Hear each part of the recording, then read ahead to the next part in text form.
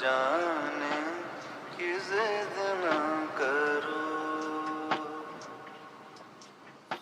नमस्ते जी नमस्ते। It is that time of the year again. इस साल थोड़ा हम लोग जल्दी मिल रहे हैं बाकी पिछले 2 सालों के मुकाबले में, क्योंकि अभी अभी अनाउंसमेंट भी डीयू के वीसी भाई साहब ने करी थी। Just in an interview informally mentioned, there is no official notification of it, that they are targeting about the DUET, जिसके थ्रू डीयू एलएलबी की एडमिशन होती है। DUET, DU LLB is a PG programme, it won't be done through the CUET. CUET is for DU UG, वो 12वीं कक्षा वाले हमारे भाई बहन, जो छोटे भाई बहन।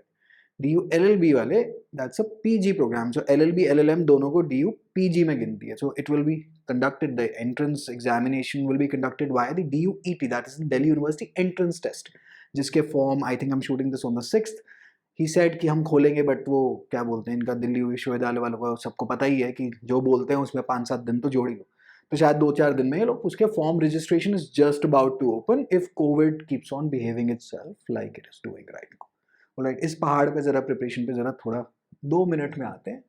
लेट्स प्रिज्यूम कि सबसे पहले अब आप प्रिपेयर कर रहे हैं। Let us, I am when I am making this session और this lecture, I am primarily making it कि आपको चाहे इस एग्जाम के बारे में अभी अभी आप जागे हैं कि बस फाइनल सेमेस्टर आ गया, पिताजी पूछ रहे हैं कि आगे क्या करना है।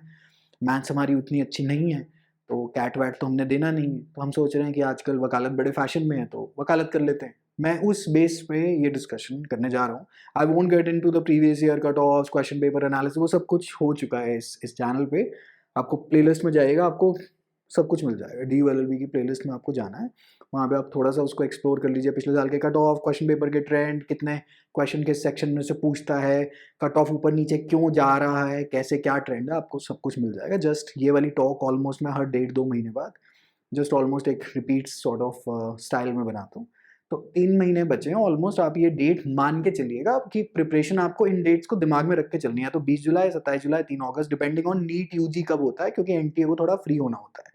क्योंकि जिस टाइम पे नीट यूजी होता है, एनडब्ल्यूटी एमबीबीएस वाला पेपर, उसके हफ्ता 10 दिन ना आगे ना पीछे कोई एनटीए ज़्यादातर आइडियली स्पीकिंग कोई वो एग्जाम शेड्यूल नहीं करता, because it's pretty much the biggest examination of the country and NTA is quite busy in that. हमारे यहाँ जो 16,000 20,000 लोग जो डी एल भी देते हैं, छोटे लेवल का एग्जाम गिना जाता है ऑन एन एग्जामिनेशन स्केल। तो आप ये डेट्स हाइपोथेटिकली ज्यूम करके चलिएगा कि 20 जुलाई, 27 जुलाई, 3 अगस्त, ऑल ऑफ देम यहाँ पे। ये बेसिकली आपको दिमाग में रख के अगर आप चलेंगे तो मेरे हिसाब से आप तैयारी बेटर कर पाएंगे, क्योंकि जब तक डेडलाइन नहीं, एग्जाम जब तक पता ही नहीं कि कब है, तब से फिर प्रिपरेशन में थोड़ी स्पीड नहीं आती ना। तो ये आप पकड़ के चलीजिएगा। तो ऑलमोस्ट मैं जिस तिथि से इसको मैं शूट कर रहा हूँ आज, उससे ऑलमोस्ट आप लगा लीजिएगा तो 3 महीने पड़े हैं आपके पास या 4 महीने पड़े हैं, रफली 3 से 4 महीने भी हो सकते हैं, 3.5 महीने, जो भी परिस्थिति अनुसार, जो भी परिस्थिति अब ये लोग बेसिकली जो भी अनाउंसमेंट करेंगे उस अनुसार आपको अपनी जो परीक्षा की जो तैयारी करनी है, आपको अगर श्रेष्ठ स्तर पे वो तैयारी करनी है, तो आपको एक डेडलाइन अपने दिमाग में रखनी है। दूसरी बात, अगर आप अनरिजर्व कैटेगरी को बिलोंग करते हैं, पिछले साल का cut off started from 234, closed at 232, आप उसमें 5 नंबर जोड़ लीजिएगा and presume it to be 239 और 240, so that you pretty much know कि आप मतलब किन अंगारों के साथ खेलने जा रहे हैं। मैं अनरिजर्व वालों के साथ बात कर रहा हूँ, कोटा के साथ really then the calculation differs. तो एक कैलकुलेशन रखेंगे just for discussion clarity sake. तो 240, ठीक है जी। तो दैट्स अ 60% आउट ऑफ 400 कि 60% नंबर आपको लाने हैं। अब 60% आपको नंबर लाने हैं 400 के एग्जाम में से, तो ऑलमोस्ट अब आप कहेंगे 60 करेक्ट कर दूंगा तो आ जाएंगे। उसमें नेगेटिव मार्किंग है, तो अगर मान लीजिए 10 गलत हो गए तो उसमें से आपके केवल 50 सही हुए थे, तो 50 के आपको 4 नंबर मिलेंगे, 200, और 10 कटेंगे और तो 190 आएंगे आपके। तो ये मार्किंग स्कीम भी आपको समझनी है। इसके ऊपर भी एक चर्चा का मैंने कर रखी है एक लेक्चर के अंदर। सब कुछ आपको प्लेलिस्ट में, डीयू एलएलबी की प्लेलिस्ट इस चैनल पे एक्सप्लोर कर लीजिएगा, आपको काफ़ी कुछ मिल जाना चाहिए, ठीक है जी। तो ये जब आप मान के चलेंगे तो आपको ये समझना है कि अब कहते हैं जी ये तो हो गया अच्छा खासा उपदेश हो गया, और उपदेश और आदेश में फर्क क्या है? उपदेश जो आप माने सही या नहीं माने कोई बात नहीं, वो कह रहे जी, और आदेश मतलब जो मानना है। तो ये उपदेश है, आपको अच्छा लगे ठीक है, नहीं अच्छा लगे तो भी क्या है, मतलब सब सही है। अब तैयारी कैसे करूँगा? अगर मैं आपकी स्टेज पे होता, आज मैं अप्रैल में जाग गया हूँ कि जी मुझे एलएलबी करनी है और मैं हरीश साल्वे बनूंगा या कल को जज बनूंगा या कुछ भी, बेसिकली जो भी आपके दिमाग में ख्वाब आया है आज की डेट में, जिसके चक्कर में आप एलएलबी करना चाह रहे हैं, या आपको लग रहा है यूपीएससी का बैकअप लूंगा, या आप वो वाली जनता है जिनका क्लैट नहीं क्लियर हुआ था तो वो ग्रेजुएशन करके अब वापस लौटे हैं। तो 3-4 कैटेगरी के लोग हैं यहाँ पे राजकुमार राव के मोड में कि ठुकरा के मेरा प्यार इंतकाम देखेगी, ऐसा कुछ आप मोड में हैं।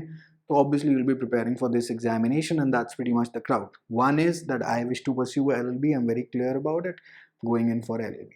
Second is मेरे को मैथ्स नहीं आती तो कैट वैट तो भूल जाओ, तो इसलिए मैं LLB करने जाता हूँ। तीसरा यूपीएससी, सबको पता होता है मोस्टली वो कितने बानी में है कि यूपीएससी होने के मेरे चांस कम है, लेकिन पिताजी में घर में ढिंडोरा पीट के मैं यूपीएससी प्रिपरेशन पर निकला था और शायद अब होने के चांस कम ही लग रहे हैं, तो कोई बात नहीं, बैकअप रख लेते हैं, ठीक है जी।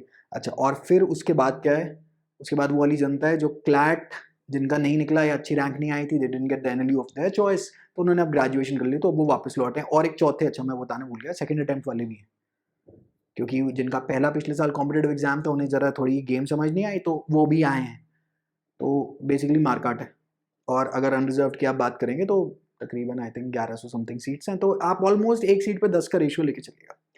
तो चलिए, अब आज अगर मैं यहाँ से प्रिपरेशन स्टार्ट करता हूँ तो मेरा पहला सब्जेक्ट टू टैकल होगा कॉन्स्टिट्यूशन एंड पॉलिटी, जिसको मैं 2 हफ्ते के अंदर निपटाने की कोशिश करूंगा, चाहे 3 लग जाएं, आइडियली स्पीकिंग 2 हफ्ते के अंदर मैं निपटाने की कोशिश करूंगा, क्योंकि अब समय नहीं है, क्योंकि I am basin the deadline of 20th 27th और 3rd of August for this exam, या 20th 27 जुलाई बेसिकली।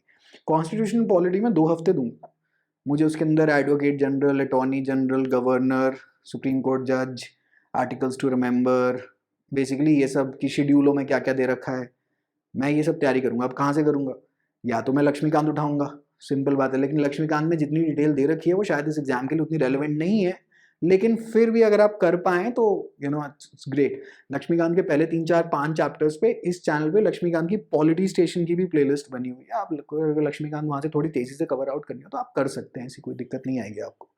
तो कॉन्स्टिट्यूशन एंड पॉलिटी के मैं मोस्टली 2 हफ्ते रखता हूँ, और जैसे ही ये खत्म होगा, बेसिकली देखिए, अब ये वैष्णो देवी की यात्रा आप कर रहे हैं या हेमकुंड साहिब की आप यात्रा कर रहे हैं, तो पहाड़ जब भी चढ़ा जाता है ना, तो 1 स्टेप एट अ टाइम चढ़ा जाता है। अगर आप ऊपर देखते रहेंगे आपको लगेगा भैया ये तो मैं कर नहीं पाऊंगा, तो जितना जो इमीडिएट जो आपके आ गया आपको सिर्फ वही कवर आउट करना। तो कॉन्स्टिट्यूशन पॉलिटी में आप 2 हफ्ते या 3 हफ्ते, अगर आप बिल्कुल आपको कॉन्स्टिट्यूशन का क नहीं आता तो आप 3 हफ्ते लगा के चलेगा। पॉलिटी में मतलब लोकसभा में कितने मेंबर हैं, नॉमिनेट कितने किए जाते हैं, राज्यसभा में क्या होता है, बिल कैसे पास हो रहा है, 107 से 11 आर्टिकल नंबर, और कितने पार्ट्स हैं कॉन्स्टिट्यूशन में, और ये क्या बोलते हैं आपका जो लोकल स्टेट असेंबली है वहाँ क्या हो रहा है, एमएलए एमपी में बेसिक अंतर क्या सब है। तो कॉन्स्टिट्यूशन पॉलिटी जब मैं कह रहा हूँ वो कह रहा हूँ, तो that is about 2 weeks to 3 weeks आपके लगेंगे यहाँ पे, और इससे नीचे आप उम्मीद मत करिएगा कि आप ये सब्जेक्ट कवर आउट कर पाएंगे as a person who doesn't know basically कि आपका what the subject really is,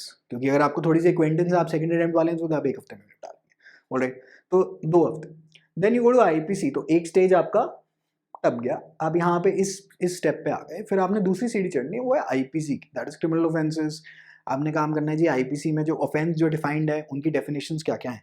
तो ऑफेंस के अंदर जी रेप डिफाइंड कैसे है, किडनैपिंग डिफाइंड कैसे है, मर्डर क्या होता है, culpable homicide not amounting to murder और मर्डर में क्या अंतर है, क्या एक्सेप्शंस हैं, mens rea, actus reus, general exceptions, private defences etcetera etcetera. Past year भी करेंगे तो आपका काम हो जाएगा। हाँ, हर जैसे ही आपने स्टेप टापना है आपने पास्ट ईयर्स करने, you can not take this exam without going through 10 years, it is as simple as that. And ideally speaking PU BHU CLAT या LETT जितने क्वेश्चन से क्वेश्चन मिल जाए बेटर है। तो कॉन्स्टिट्यूशन एंड पॉलिटी के सारे क्वेश्चन हमने छान दिए 10 years में से, तो हमारा काम अच्छा हो जाना चाहिए।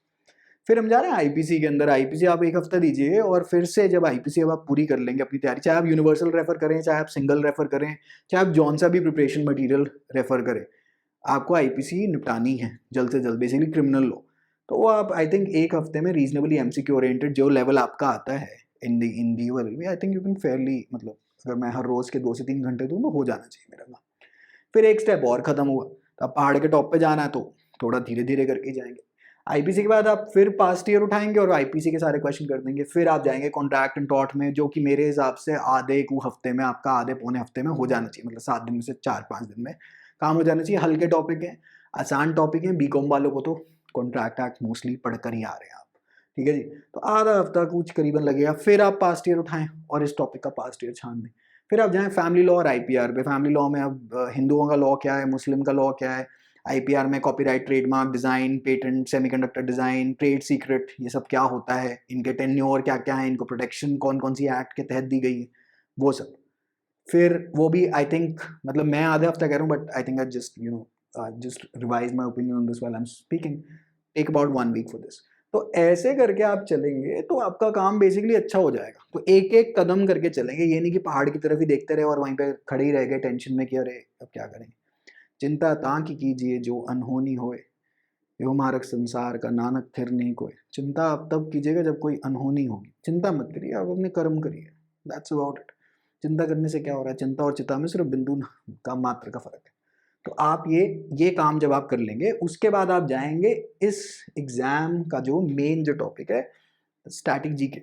आप लॉ जितनी मर्जी पढ़ लीजिए, आप कपिल सिब्बल की छठी औलाद बन जाइए, आप हरीश साल्वे से ऊपर चले जाइए, बैराक पे बैराक पढ़ पढ़ के, या यूनिवर्सल सिंगल आपने काम कर लिया, पेपर शायद अटक जाएगा, क्योंकि पेपर 100 में से ऑलमोस्ट 33 या 30 से 40 प्रश्न जो हैं वो स्टैटिक जीके से पूछ रहा है। ठीक है जी। अगर आप 2021 का प्रश्न पत्र उठा लें और आप देखेंगे कि father of AI, inventor of television, penicillin किसने डिस्कवर करी थी, you know stuff such as this, ये आपका road to Pakistan, Russian revolution started when, all static GK के क्वेश्चंस। स्टैटिक जीके अगर तगड़ी हुई तो पेपर निकलने के अच्छे खासे चांस हैं। और उसके अंदर स्टैटिक जीके का DU LLB का पसंदीदा टॉपिक, जिससे इसको इश्क मोहब्बत है, उसका नाम है यूनाइटेड नेशंस।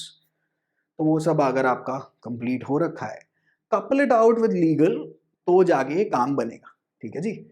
और साथ में आप कपल आउट करें करंट अफेयर्स को। अब आप करंट अफेयर्स कि जी कौन से महीने से करूं, करंट अफेयर्स कभी महीने तक के हिसाब से नहीं किए जाते कॉम्पिटेटिव एग्जाम में, टॉपिक के हिसाब से किए जाते हैं। बट अगर फिर भी महीना पूछना है तो अक्टूबर तो मिनिमम है, क्योंकि अक्टूबर में नोबेल प्राइज आए थे। अब वहाँ से तो सामान आपको उठाना ही पड़ेगा, और रफली अभी तक के करंट अफेयर तो आपको करने ही पड़ेंगे जो मेजर है। करंट अफेयर्स वाली प्लेलिस्ट में जाइएगा चैनल में, आपको वहाँ पे लेक्चर्स मिल जाएंगे, they will give you a fair idea of what to do and what not to do.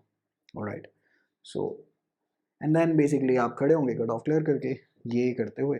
Right, अच्छा, थोड़े से फ्री रिसोर्सेज tlypdfs.com, मैं डिस्क्रिप्शन में सारे लिंक दे दूंगा, वहाँ पे आप जाएंगे। वहाँ पे लीगल फ्री वर्कबुक है, थोड़ी सी आउटडेट हो गई है आजकल, लेकिन उसमें 2-4 ही लीगल करंट अफेयर क्वेश्चन किया तो उस टाइम पे, लेकिन बाकी तो पूरी फ्री है, जिसको काफ़ी लोगों ने अपना नाम लगा लगा के भी बेचते रहते हैं आज की डेट तक।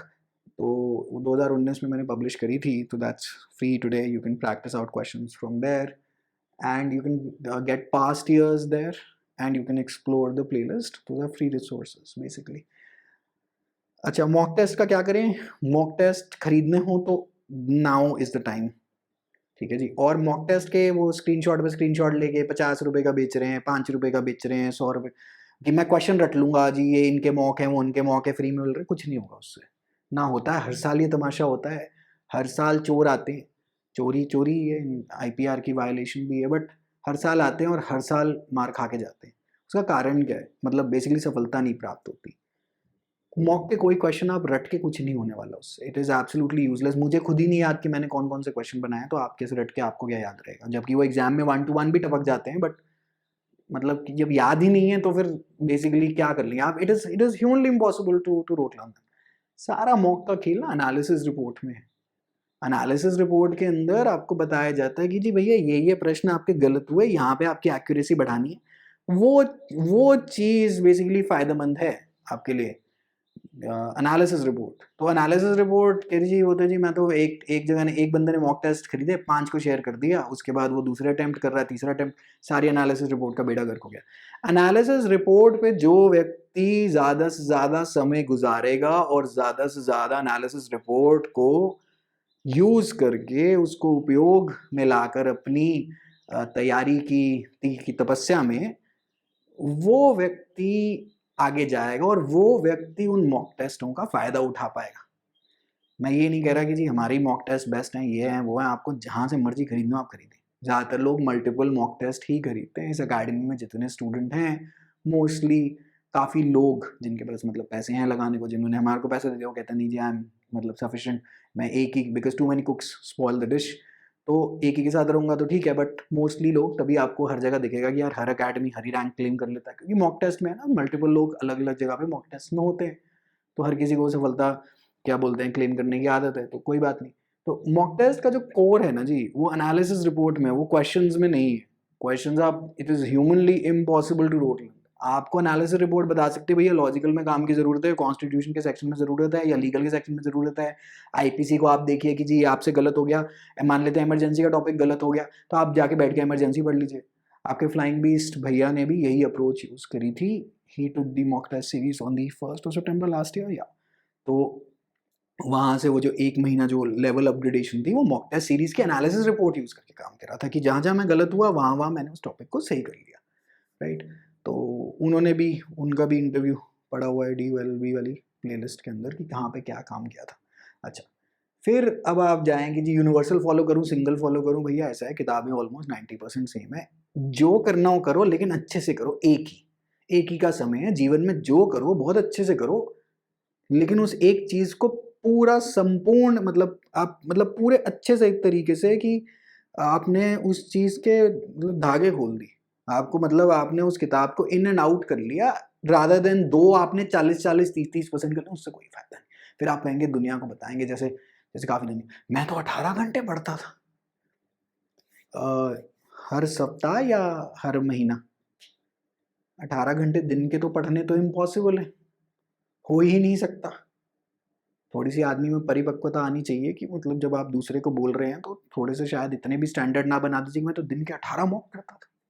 पहली बात तो इतने मॉक किसी ने बनाए नहीं, दूसरी बात सच्ची यूट्यूब की दुनिया में, खैर खैर चलिए, जो भी दुनिया जैसी होनी चाहिए थी वैसी तो नहीं, दुनियादारी भी ज़रूरत है, चलो ये भी यूँ ही सही। निदा फासली की पंक्तियाँ। फिर स्ट्रैटेजी और मोटिवेशन कि जी अब क्या है स्ट्रैटेजी, भैया यही है, ये बता तो दी स्ट्रैटेजी। और कितने मोटिवेशन वीडियो देखेंगे, आखिरी दिन के 15 दिन की स्ट्रैटेजी, 21 दिन की स्ट्रैटेजी, 40 दिन की स्ट्रैटेजी, 50 दिन की स्ट्रैटेजी। ओ यूट्यूब पे व्यूज गैदर वही वीडियो चलती है, वेरी फ्रैंकली भी क्या बोलते हैं डालते रहते हैं, क्योंकि उसके अलावा कुछ चलता नहीं, एक्चुअल पढ़ाई का काम तो कोई नहीं देखता। तो उन सब चीज़ों से थोड़ा सा ठीक है, आपको इस्तेमाल करना हो, किसी और की आलोचना नहीं है, इससे पहले कि कोई सेंटी होके फिर रो दे। तो स्ट्रैटेजी और बेसिकली मोटिवेशन हो गई ना, मतलब कितनी मोटिवेशन चाहिए हर चीज़ करने के लिए। छोटा सा एग्जाम है, नन्ना मुन्ना एग्जाम है, कृपया करके स्ट्रैटेजी मोटिवेशन वीडियो देख देख के अपने मन को इस भ्रम में मत डालिएगा कि आप कुछ कर रहे हैं, कि आप कुछ तैयारी कर रहे हैं, क्योंकि यूट्यूब की सबसे बड़ी बीमारी है, ठीक है जी। और क्या आपको कोचिंग की ज़रूरत है, ये आप बताएंगे। ये आपके ऊपर निर्भर करता है कि इस प्रश्न का उत्तर क्या है। अगर आप टॉपर टाइप आदमी हैं जिनके स्कूल में ही 95 आते थे, वो अलग ही, मैं तो पढ़ा ही नहीं इसमें, तो इस पता नहीं कैसे आगे नंबर, ऐसे जो वो वाली जो डायलॉग देते थे फ्रंट बेंच पे बैठने वाले, तो ऑब्वियसली आपको कोचिंग की ज़रूरत नहीं है, आप बिना कोचिंग के भी ये एग्जाम निकाल देंगे, ऐसी कोई दिक्कत नहीं है। लेकिन अगर आप below average average sort of student थे, हर किसी को अपनी बेसिकली अपनी वर्थ बेसिकली पता है, तो आपको डिसाइड करना है कि आपको कोचिंग की जरूरत नहीं। और मैं हमेशा कहूँगा कि कोई भी बुरा नहीं है, यूट्यूब पे जितने हैं अब तो एंडलेस हो गए, it is an endless ocean now who teachers for this examination. You choose one and you stick to one. ये नहीं कि 500-700 जगह से आप रेफर कर रहे हैं इसका भी, ठीक है, हर किसी का अपना स्टाइल। भाई कितने गुरु पालेंगे, मतलब अब मान लेते हैं आपने सचिन तेंदुलकर को कोच बना लिया, फिर आप कह रहे हैं मैं विराट कोहली से भी सीखूंगा, फिर आप कहेंगे रवि शास्त्री को भी बताऊंगा, फिर जी मैं उससे भी सीखना चाहता हूँ, फिर मैं नहीं हो पाएगा ना भैया। एक चीज़ अगेन, एक चीज़ करिए और पूर्ण रूप से आप उसमें डूब जाइए, एक बारी करके तो देखिए। एक ही आदमी को फॉलो करिएगा, एक ही आदमी औरत जो भी आपको पसंद आ रहा हो, स्टिक टू वन। तो and if you opt in for coaching, self preparation से ऐसा तो कोई एग्जाम बना ही नहीं दुनिया में जो सेल्फ प्रिपरेशन से नहीं क्लियर हो सकता। कोचिंग वो पहाड़ी पे वो पिट्ठू हैं जो आपका बैग बुक लेकर और आपको भी उठा के रास्ता बेसिकली ऊपर तक करा देता है, गाइडेंस है, एंड दैट्स अबाउट इट। इससे ज़्यादा आपने ऊपर इसको कुछ नहीं समझना है। और क्या बोलते हैं, जो भी जिससे भी आप कोचिंग करें तो फिर उनकी ड्यूटी बन जाती है that they guide you fully and that they guide you well, and well hopefully you choose a good one. Okay, now basically कितने घंटे देंगे हम जी दिन के, तो 2 से 3 घंटा आप बेसिकली रेगुलर देंगे तो आई थिंक मतलब काम हो जाना चाहिए। 2 से 3 घंटे का समय अगर आप देंगे अपनी तैयारी को, काम हो जाना चाहिए अराउंड 4 टाइम्स अ वीक। मैं रेगुलरली से मतलब है मेरा 4 times a week, not 7 days 8 days, it's slightly difficult. 7 days, sorry 7 days में 2 से 3 घंटा पढ़ रहा हूँ। क्या पढ़ रहे हैं पहले वो भी तो प्लान करना है। एक स्टेप 2 से 3 घंटे से मुझे याद आया कि इसके अंदर लॉजिकल रीजनिंग रह गई मेरे पहाड़ में, तो यहाँ पे एक स्टेप और डाल देते हैं लॉजिकल रीजनिंग का। तो लॉजिकल रीजनिंग RS अग्रवाल से होगी, एज सिंपल एज दैट। ठीक है जी। और कि जी कितना समय लगता है? Ideally speaking the ideal scenario is 4 से 6 महीने लग जाते हैं इस एग्जाम में। 6 महीने depending again on your learning pace, तो 4 महीने बेसिकली लग जाते हैं। तो आइडियली ये है। और मॉक्स तो मैं भी हर किसी को एडवाइस करता हूँ कि भैया अगर पैसे हैं तो 1-2 जगह से ले लो, देख लो, अपनी maximum amount of questions practice out कर लो। और मॉक्स बेचने वाले भी बाज़ार में बहुत हैं, आपकी जहाँ इच्छा हो वहाँ पे आप जाके एनरोल हो जाएं, आपको आई थिंक क्वेश्चंस वहाँ से मिल जाएंगे, क्वेश्चंस प्रैक्टिस करने के लिए मिल जाएंगे। इन एडिशन किताबें तो हैं ही, और मेरे हिसाब से आपका आई थिंक इससे ऊपर है क्या इस एग्ज़ाम में? मतलब ये भी बहुत है बट इससे ऊपर तो कुछ नहीं है। फिर आप कहेंगे मैथ्स का नहीं बताया जी आपने। मैं ऑलरेडी बहुत बार डिस्कस कर चुका हूँ लॉजिकल रीजनिंग और मैथ्स भी। मैथ्स अगेन काफ़ी लोग कहते हैं कि जी क्या मैं छोड़ सकता हूँ? तो आई थिंक पिछले साल 4 क्वेश्चन आए थे, उससे पिछले साल 0 क्वेश्चन आए थे, उससे पिछले साल फिर 4 क्वेश्चन आए थे, उससे पहले 2 साल आए थे, और बहुत आसान आते हैं। मतलब अगर आपको बेसिक मैथ्स भी आती है ना 8वीं कक्षा वाली, जो बेसिक मतलब आम आदमी वर्ग की मैथ्स, कोई आपसे इंटीग्रेशन डेरिवेशन तो पूछ नहीं रहा, तो ऐसी कोई दिक्कत आपको नहीं आनी चाहिए। तो अगर आप प्रिपेयर वहाँ से पास्ट ईयर से भी कर लेंगे मैथ्स के क्वेश्चंस, और वो वाले टॉपिक पिक करके उनके कम से कम 50-50 क्वेश्चन बेसिकली आप कवर आउट कर लेंगे, मेरे हिसाब से आपका काम हो जाना चाहिए। ठीक है जी। Alright, so that's about it. अच्छा, 3 महीने के टाइम पे कि जी मैं अगर आज इस अकेडमी, क्योंकि मेरे कोई प्रश्न आता है, so I am just trying to give response to that, कि आज मैं अगर एनरोल हूँ तो क्या मैं एक कोर्स पूरा कर पाऊंगा? जी हाँ, बिल्कुल कर पाएंगे, कोई ऐसी दिक्कत नहीं है, प्रोवाइडेड दैट कि आप दिन के 3 घंटे मुझे दे दें, ऑनलाइन वेबसाइट पे बैठें और लेक्चर से अपने नोट्स निकाल लें, हो जाना चाहिए काम, ऐसी कोई दिक्कत नहीं है। Alright, wishing you all the very best, take care. अगर आपकी कोई क्वेरी वगैरह हो तो आप कमेंट में डाल दीजिएगा, I try to resolve it out. Alright, wishing you all the best, take care, bye.